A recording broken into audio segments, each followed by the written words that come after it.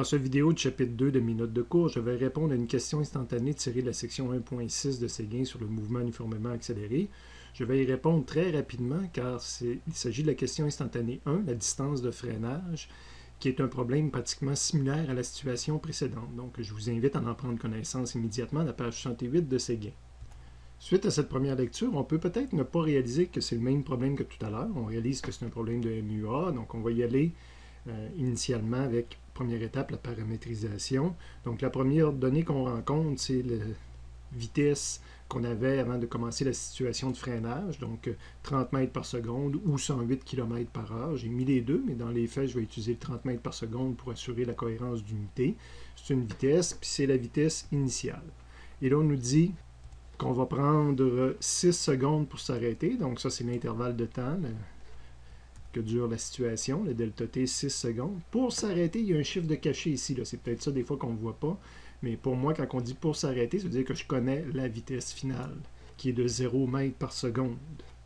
La situation se termine par calculer la distance de freinage. Donc, la donnée à rechercher, c'est des mètres.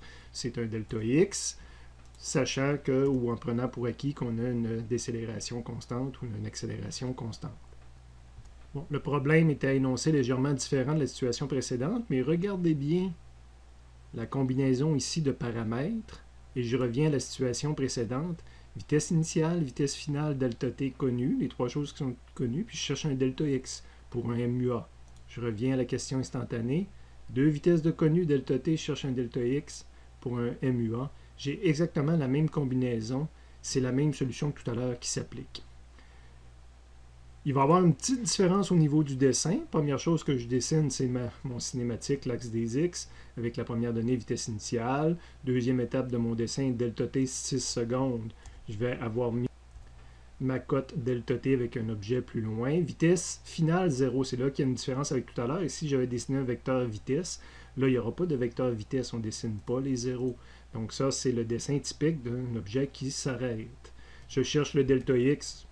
C'est la donnée qui est ici, et on a toujours une décélération, un A qui est vers l'arrière comme ça. Évidemment, si c'est la même combinaison de données, je peux m'attendre à ce que ce soit la même équation que tout à l'heure, le déplacement en fonction de la vitesse moyenne. J'applique ça avec les données qui sont mises en vert dans les paramètres. Delta x, c'est mon point d'interrogation. Une demi-vitesse initiale, elle est positive. Donc, selon x, il faut regarder le signe. Donc, elle est positive par rapport à l'axe des x, c'est un plus 30.